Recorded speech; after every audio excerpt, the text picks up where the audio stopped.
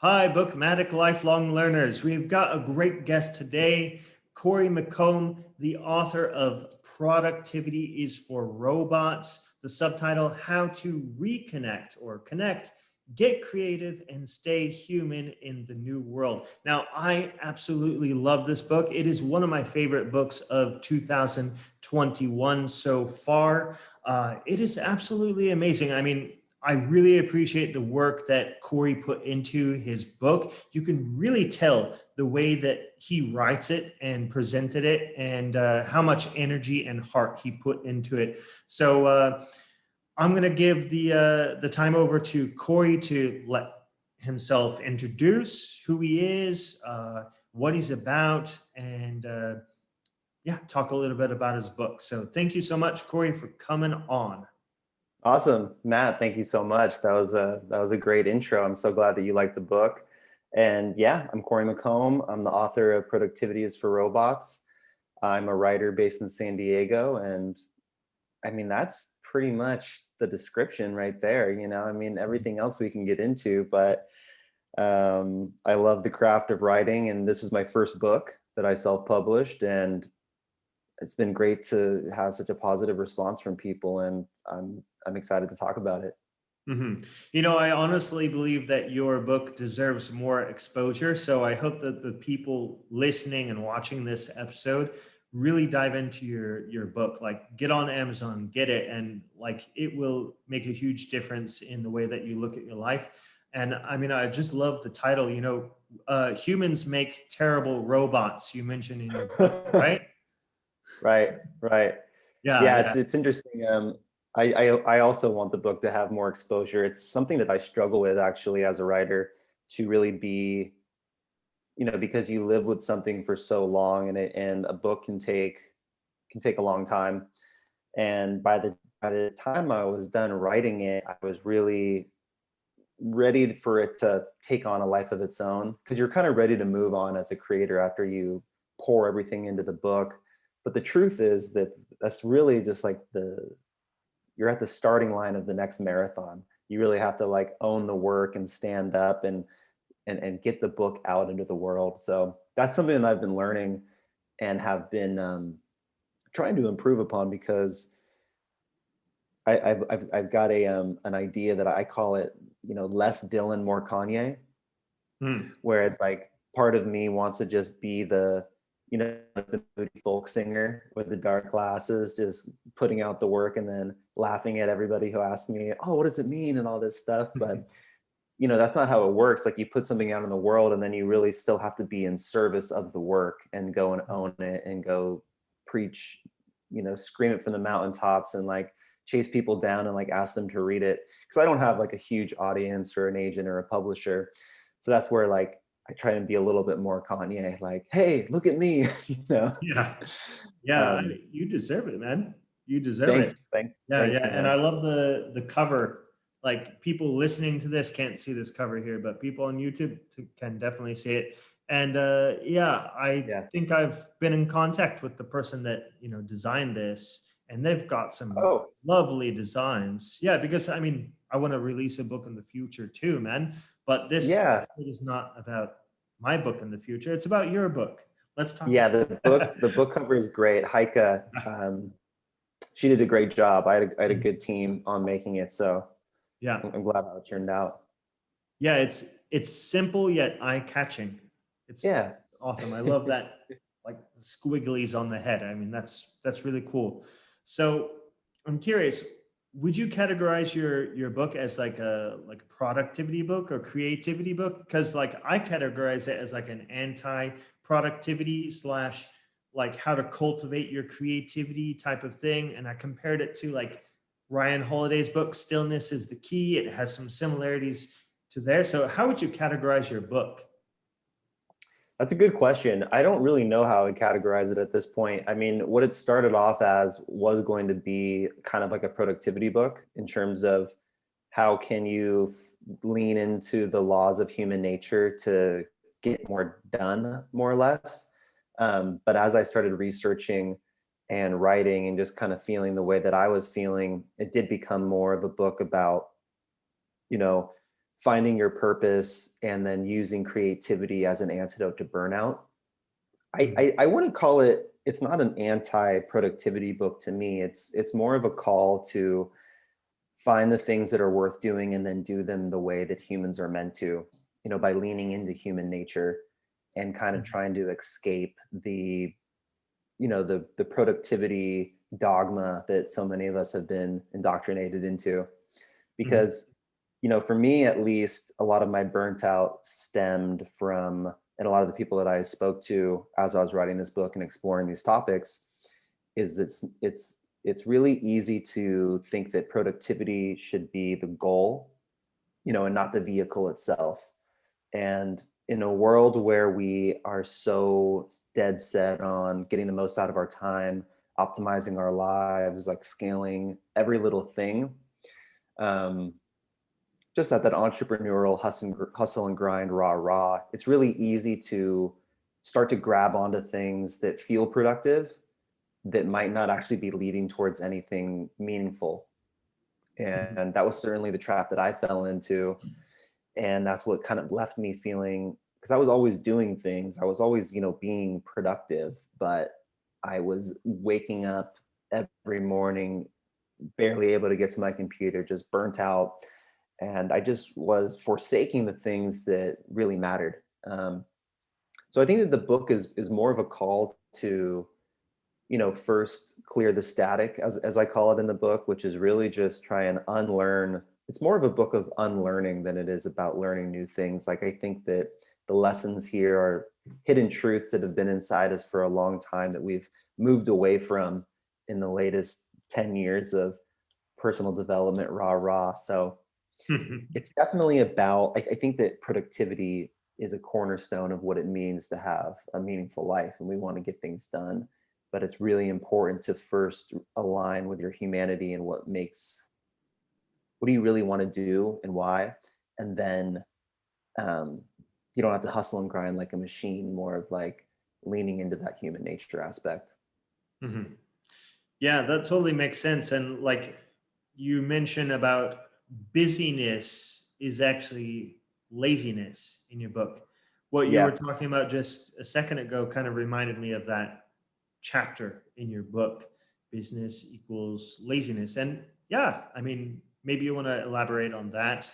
Um, yeah. Yeah. Yeah. The line is, busyness is just laziness in a collared shirt. Yeah, And yeah, it's yeah. really easy to, yeah, it's really easy to feel, for me, it was grabbing onto things. It's a lot easier to say I'm too busy than it is to say, oh, I'm scared and I don't know where to start.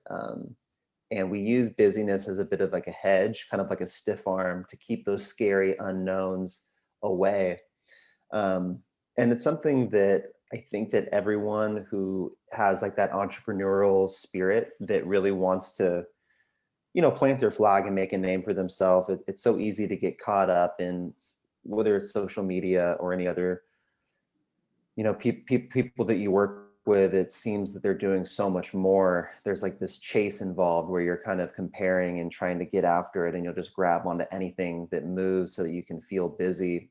Whereas we kind of know the deep, meaningful work that we want to do, but we hedge against that with busyness and just fill our calendars with more and more so that we don't have to kind of face it.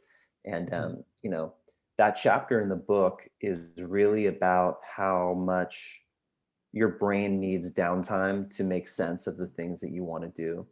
you know when we're locked and loaded on problem solving day after day, and we're just like grabbing the reins of our calendar, it's really hard for our subconscious minds to catch up to like the meaningful work that our heart and soul really desire. So the argument is that a little bit of laziness actually goes a long way. It's when you're being idle and when you're finding that downtime that you're giving yourself a chance to kind of make sense and get on the same page of your hopes and dreams so that you can create meaning around that work. Hmm. That So reminds me of the be chapter lazy. about that reminds I've got like lots of favorite chapters in your book.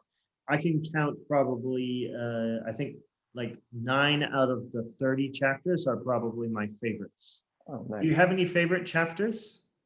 I think the one that we were just talking about has become a favorite chapter. I really love the way that the heartbreaks and error pages chapter turned out.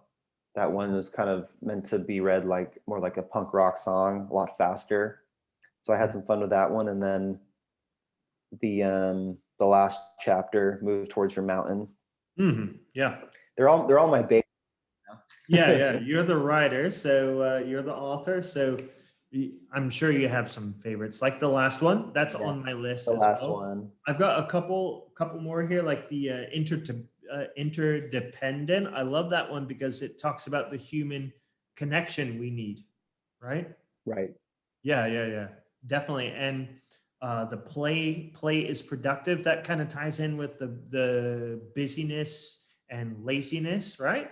Like, Yeah, that's yeah. a good one. That's the one that people really resonate with, that I get a lot of feedback on that play chapter. And that's probably the one for me in my life that is when I'm feeling burnt out and I feel myself going backwards into that disconnected state. That's usually the quickest antidote for me, because Mm. I'll tend to become a little too serious and like hold on to my goals and my life a little too tightly. And remembering the play is remembering to loosen the reins and kind of add that sense of playfulness over everything that I do, and Mhm. not take everything a little too seriously. That usually turns my mood around. So that's a Yeah. that's an important topic to me. Yeah, man, I um, agree. Like after I read that chapter, I I oftentimes get stuck in my work, like get so focused in my work and I kind of forget to stop, right? Um After that chapter, I went downstairs out of my office and I just focused on playing with my daughter.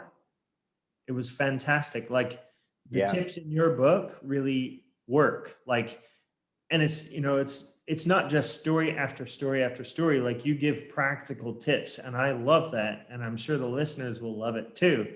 Like that's why your book is one of my favorites. And you ask the question, if not now, when, right? Like if you're so sucked into your Right. work and you never have time to enjoy what you love doing, if not now, when?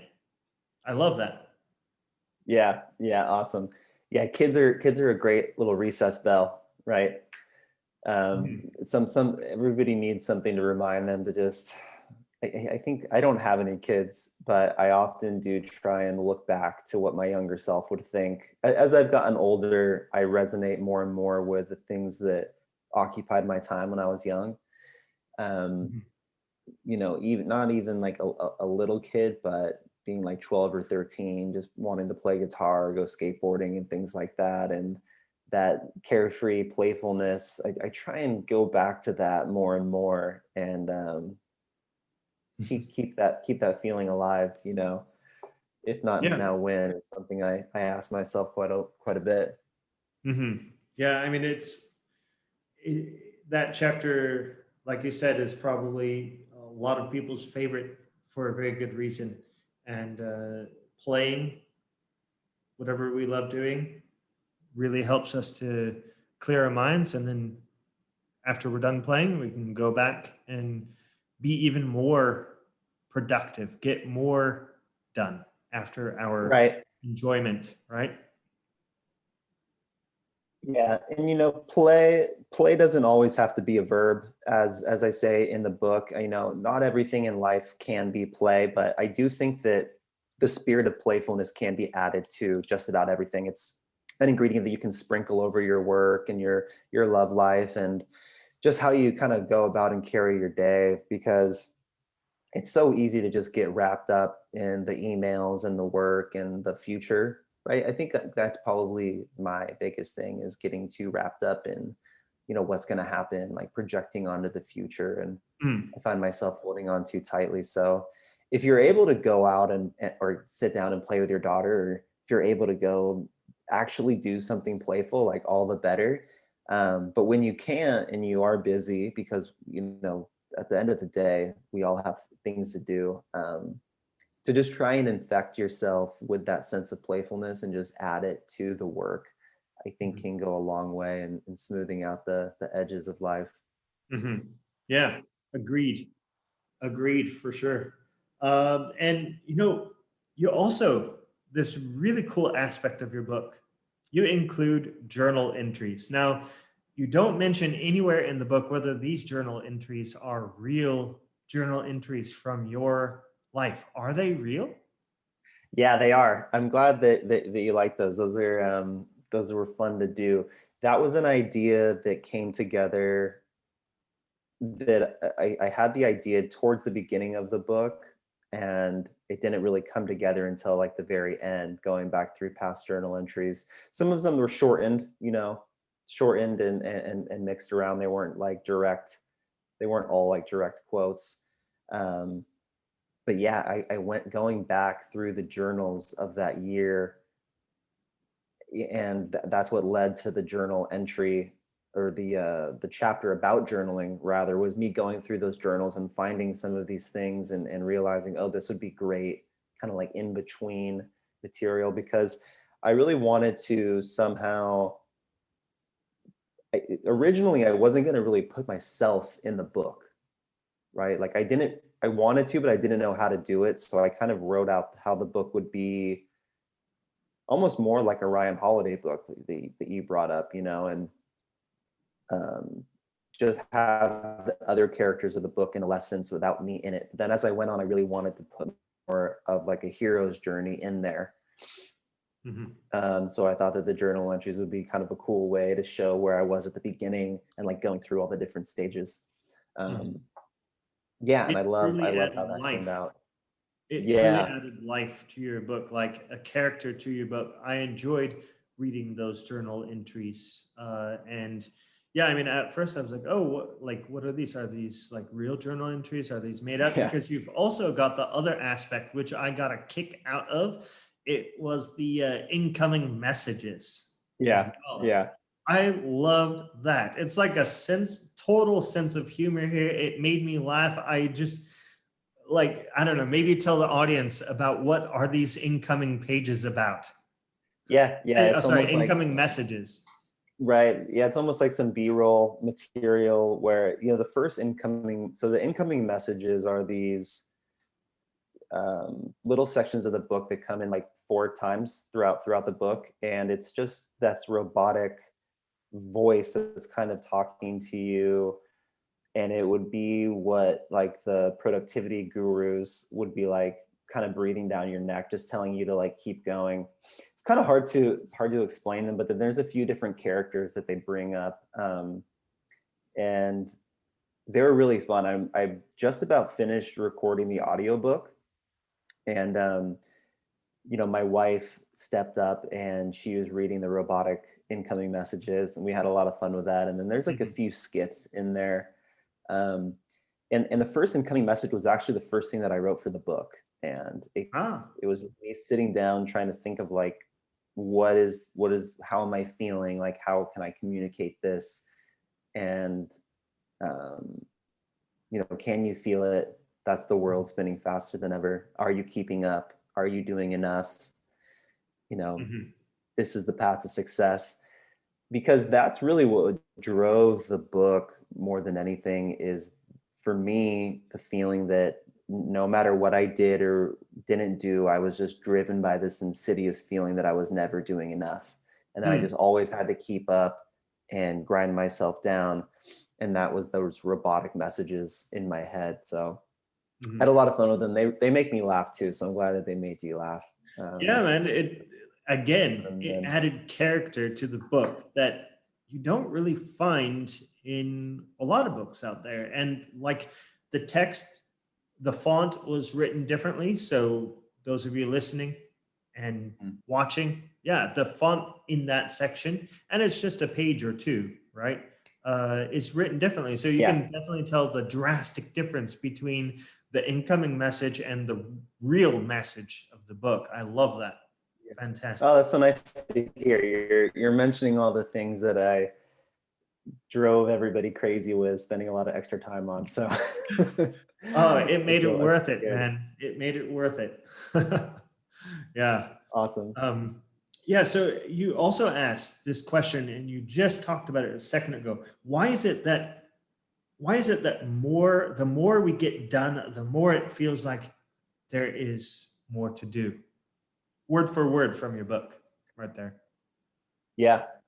Yeah. Yeah, definitely. I think that it has a lot to do with, what are you doing and what are you chasing? I think that there's not really a total answer to that question. There's something about writing personal development where there's like a need to really try and solve every problem. And I don't like, you gave me a nice compliment about giving practical advice about how to overcome some of these feelings and some ideas. But the need to where you always feel like there's more to do, I think that is a symptom of human nature, just trying to prove our worth to the tribe.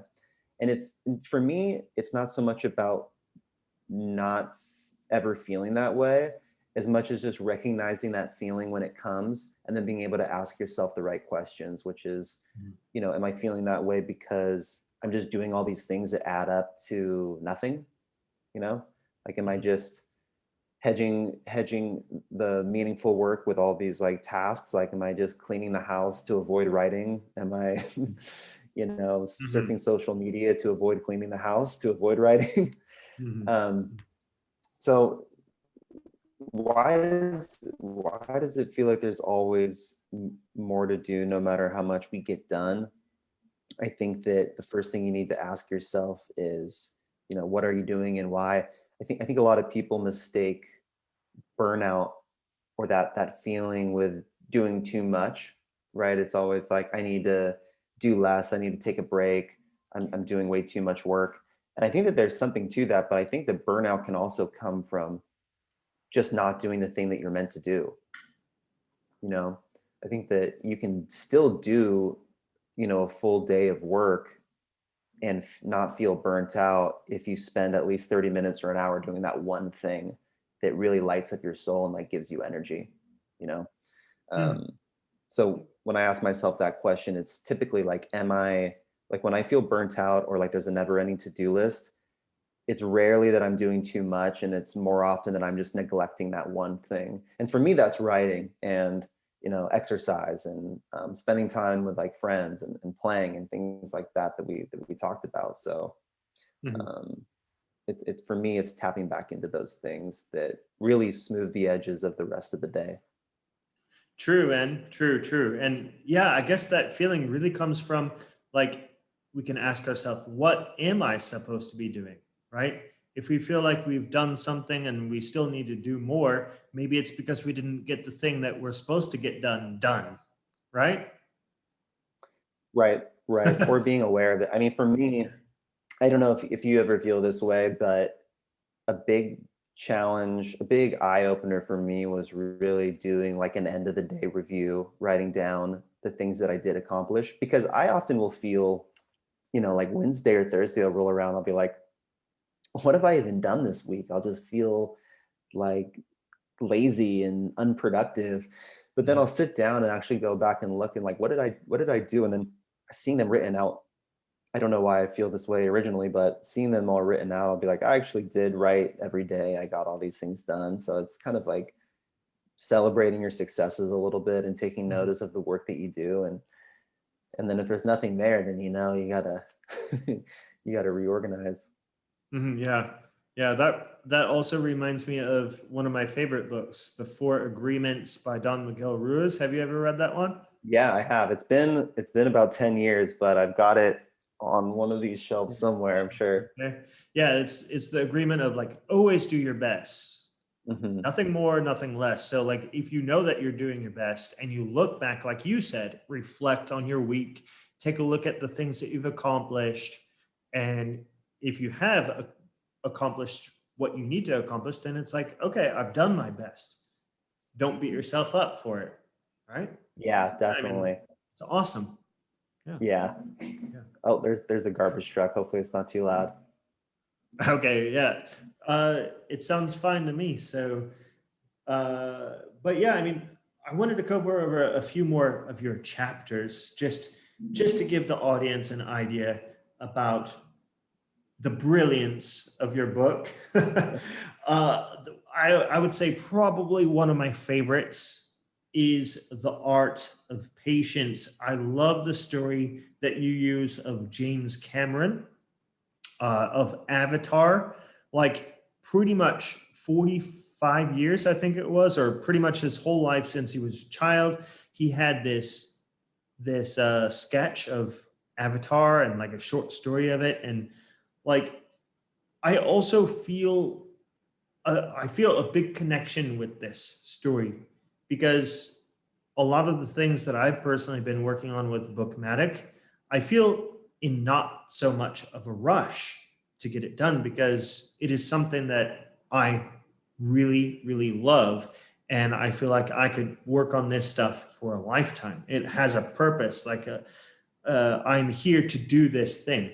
So even if I'm not like really successful right now, I keep on working on it. I keep on going at it every single day. And maybe, like you wrote in your book, it's just not time yet. Like he waited to put Avatar out because the technology wasn't good enough for him to get his story out there. So, yeah, maybe you can tell us a little bit more about what this chapter is about and uh, its importance in our life. It's one of my favorite chapters, and it's really helped me. I found that story about James Cameron because someone was trying to sue him over the idea of Avatar. A couple of people tried to say they had the idea before him.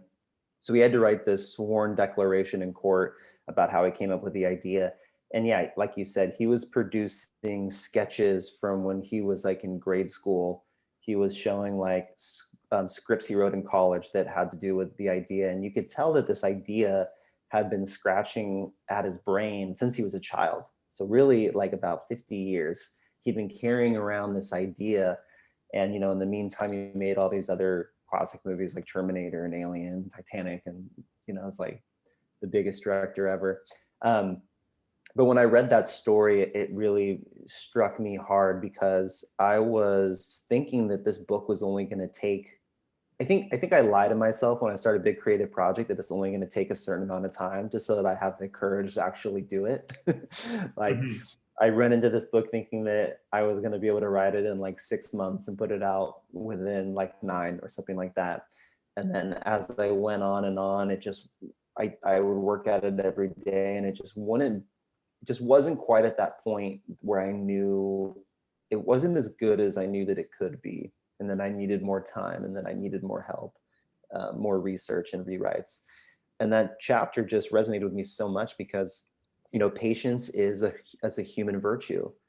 And especially in this day and age, it's it always feels like someone's doing more than you are. You look at people who put out like a new book every year and you're like, oh my gosh, like how are they doing this? This is like a great book every year. Um, or anything. Uh, People are starting companies, and there's so much movement out there. It's so easy to feel like you're falling behind, and I think that that's what really stifles our ability to be patient. I think that we're naturally patient. It's just that we feel like we're getting left behind, and we're constantly looking around. At least that's what I feel. So, Mhm. the calendar was laughing at me after the year went by, and I still hadn't like finished this book. But it was the James Cameron story of like, okay, you could put this out now. Like James Cameron could have made Avatar back, in the 90s after he'd made all these great movies. Like anyone would have made anything that he wanted, but he stuck true to his vision and said like, no, like I've got this vision in my head and we're going to have to wait. Because if we try and do it now, it's not going to be what I wanted. Um, and it's really impressive. I mean, anyone who's made a big creative project knows it can be, it's like you're carrying around something for so long. It can kind of weigh you down, and it takes up space in your brain, and it kicks and screams, and you really want to get it out of you at a certain point. So I was just really impressed with that story, and I think it's an important lesson for us all to remember that when you want to do something big, um, when there is a danger, I think, Matt, where there comes a certain point where you need to kick your idea out of the nest and let it fly. You can't hold on to something forever. You don't want to be a perfectionist, right? So it's definitely like a balance with this chapter. Like on the one side, you don't want to be a perfectionist and hold on too long. But on the other, if you have a vision and you are very confident and you know what you want, to hold on to that vision and be patient and get it right. Because I'll tell you, like if I had put out productivities for robots, maybe like 6 or 7 months sooner, it wouldn't have been all like those journal entries and incoming messages and all those extra things that really brought it all together. I don't think they would have been in there. And I probably wouldn't have felt that confidence in talking about it and owning it. So Mhm. I'm really glad that I found that story about James Cameron. And that's one of the chapters that really resonates with me the most, that I'm still using for other projects that I'm working on, is to Mhm. just hold the vision, have faith, and be patient, because the time will come when it's ready and you feel good about it. And if you don't feel good about something when you put it out, then no one else is going to feel good about Mhm. Same here, it, man. because That's you're not going to have the confidence to really. There we go. I okay. lost you for a second. Yeah, same here. So that chapter is by far my favorite because of that very reason. Like it resonated me, like I told you earlier, like I have visions for my life, and some of them I have to hold back because maybe I'm not ready, or maybe the world's not ready yet. So and then others I have to put out there, Yeah, right? Have to put out there. So yeah, yeah, and like you're you yeah, said, that's a really good finding point. that balance between the two. Yeah, that's a good point that I kind of forgot about, that I write in the book, is that I wasn't ready at the time either. I really wasn't capable when I started writing the book. I kind of had to learn how to write a book and be a better writer as I went. Um, so it's like, are you even ready for the right idea? Maybe James Cameron had to grow as a director for even his ability to show up and do it. So Mhm. that's a good point. Mhm. Yeah, definitely, definitely. So, if you don't mind me asking, how long did it take you to write the book? You said after a year, so I'm guessing Yeah, it took longer than a year. How long? yeah, yeah. It's funny, is I actually had the idea kind of kicking around in my brain in 2018, beginning of 2018. My wife and I were in Bali, actually. Mhm. And I told her like a rough idea about the book when we were there. And then it was about a year and a half. When did I, it was a year and a half of writing in earnest. And then Mhm. about 6 months of like editing and formatting and like getting it all out there. And during that time, I got married and was building my own business and doing all these other things. So it was about, I tried to write every day for a few hours and really research and get it done. So it was a long, it felt like a long journey, and it was my Mhm. first book. I always say that it felt like hiking a mountain in the pitch black. I didn't really Mhm. know what I was doing most Mhm. of the time. And now that I've done it once, I feel like I could like climb the mountain with some moonlight. I have like a Cool. little I bit would love to more see another of a book. yeah, yeah, there'll be another book. But yeah, it took about a year and a half of writing in earnest, and Mhm. carrying it around for a long time. So Cool, man. Well, you're an example of something that could kick around in your brain for like a couple years before you even start in on it, and then a couple years more before it's actually out there in the world. So, yeah. yeah, it was an exercise in holding the vision, and things change. Like you change as a person. It's easy. You have to constantly kind of go back and stay on the through line and juggle all the ideas that come in. But it's Mhm. like very rewarding, and I've just been very grateful that people have been buying the book and enjoying the book and reaching out. And I'm ready to, it's really special to make something and you get to put it out there in the world and then hopefully let it have its own life where people can just find it and share it Hmm. and find more other heads to haunt besides my own. Yeah. Yeah, man. I hope people really do pick this thing up and see what you have to tell them and uh, show them and teach them. Yeah, I think you're a good teacher. The way that you write and storyteller. Thank Good you. teacher, good storyteller. Thank you. Really good at Thank putting you. ideas together, making it into a presentable piece of art. Yeah, I tried, and there'll be another book out eventually. Mhm. Cool, man. I'll be looking out for it for sure. Uh, Now, if you don't mind, we talk about like maybe one more chapter. Okay. Oh yeah, of course. I mean, you've got so many great chapters. I just have to bring this one last one up here. The wild and crazy ideas. You got the story of Steve Martin, and I really love the naive belief because like I've had some crazy ideas before. Like I want to get rid of poverty. Like I want to like do all these different things and people look at me like and so how the heck are you going to do that? Like you got these crazy ideas in your mind, but yet you still set out to do it, right?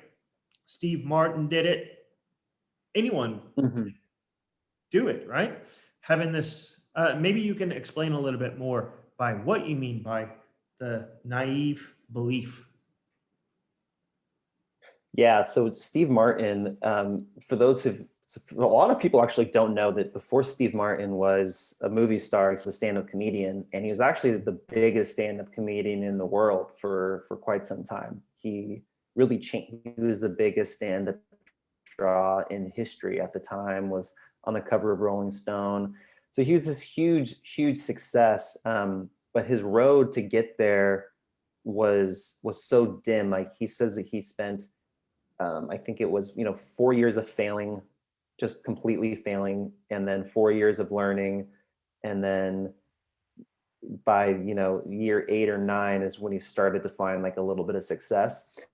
And he credits it not to perseverance.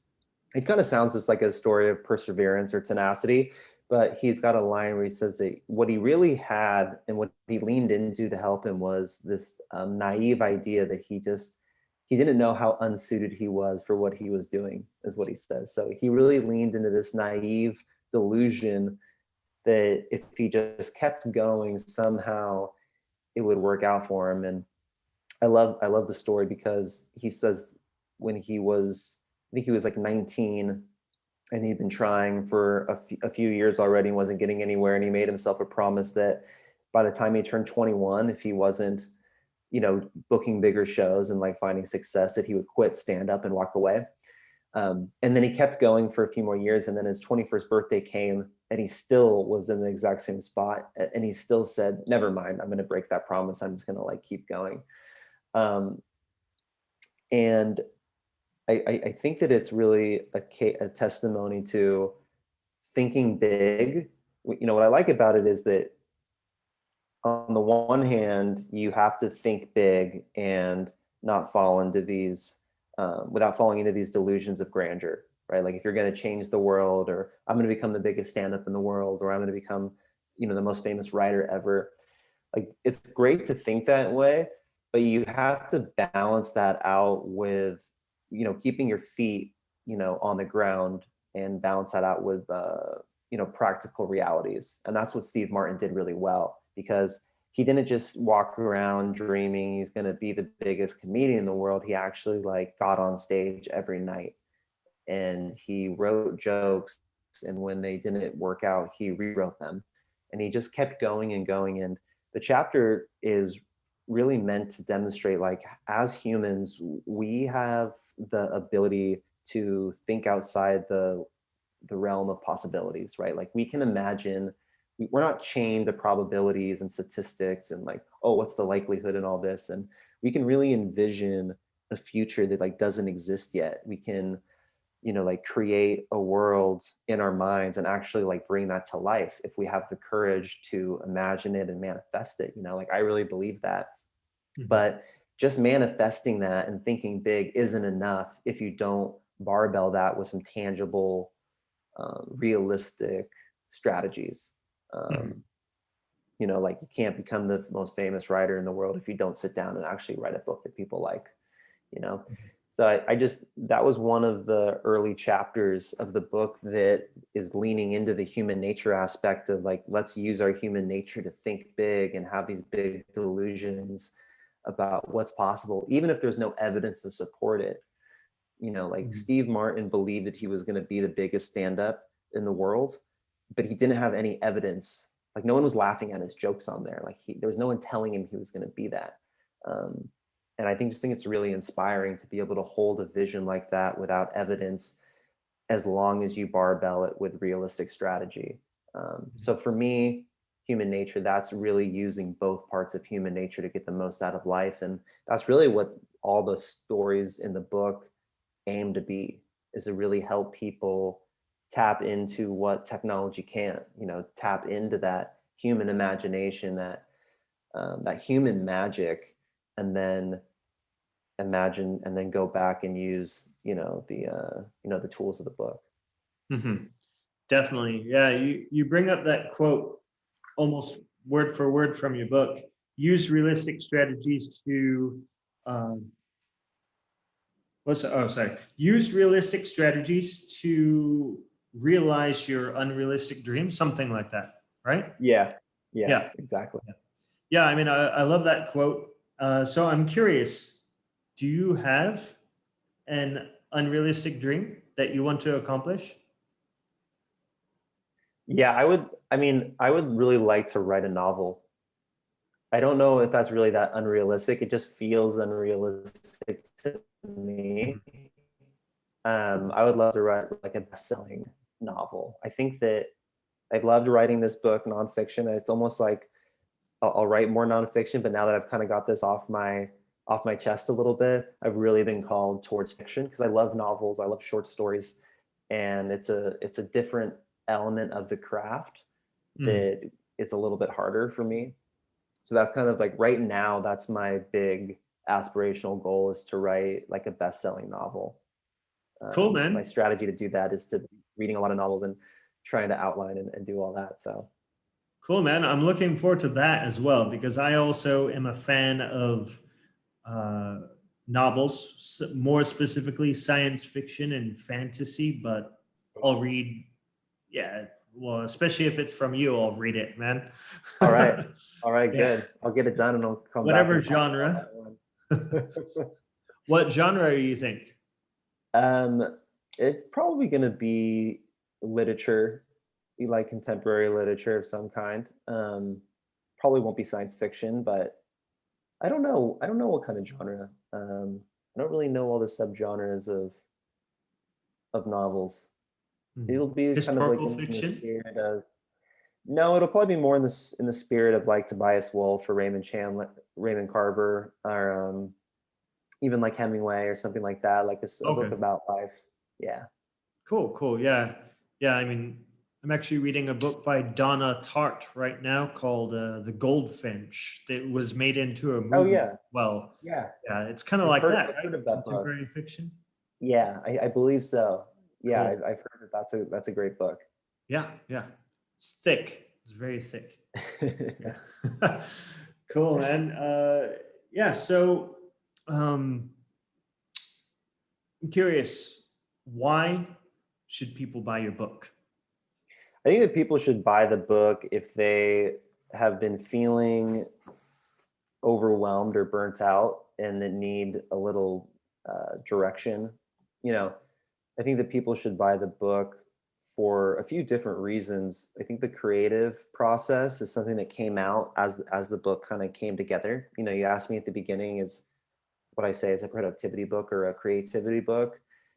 And it's funny that you asked that because definitely as I wrote more and more, the through line of like the creative practice really came out. And I think that for anyone who has a calling to do, creative work, as an antidote to burnout, that this book will really help, people thrive and like take ideas out of their head and how to get them out into the world, and then lean into the tools of human nature to, really step into that vision. Mhm. And so if you've been drowning in the productivity protocols of the world and feel like your wheels are spinning, what people have been telling me is that the book has been a great way to kind of realign and reconnect with some of the things that they've already known to be true, but just said in a new way, and give them permission to follow suit. Mhm. Yeah. And I'll add one more thing to that. This is the type of book that I personally will revisit. I will revisit my notes. I will even pull out the book again a year, 2 years later, and I will read through your book again. So this is like, that's how much Awesome. I actually love the book. And that doesn't happen that often for me. Like I've only got like probably the amount of books I can count on my hand that I would revisit. So Oh, that's so nice to yours hear. is one of Yeah. them.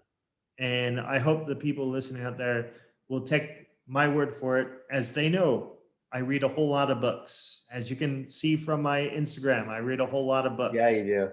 from my YouTube, from this podcast. Like, yeah, so it's one of those books that I will revisit. Awesome. Awesome. And that's what I wanted. Yeah, That's what I set out yeah. to do. So I really appreciate you noticing the work that went into it. And I'm really happy it resonated with you, Matt. This is Mhm. great. Definitely. So, is there anything else that you would like to add? No, I would love people to check out the book. It's on Amazon, and you can send me an email.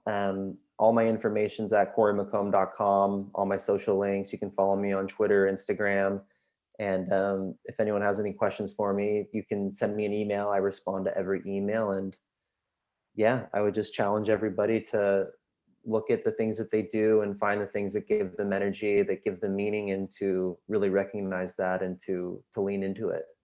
Cool. I will include like all the links to your book, to your website, in the description of this podcast and YouTube video. So if you want to check it out, please do go down there and check it out. Click on those links, get Corey's book. And yeah, thank you so much, Corey, for coming on the show. Thank you. Yeah, thank you so much, everyone. And I will see you in the next episode. Okay.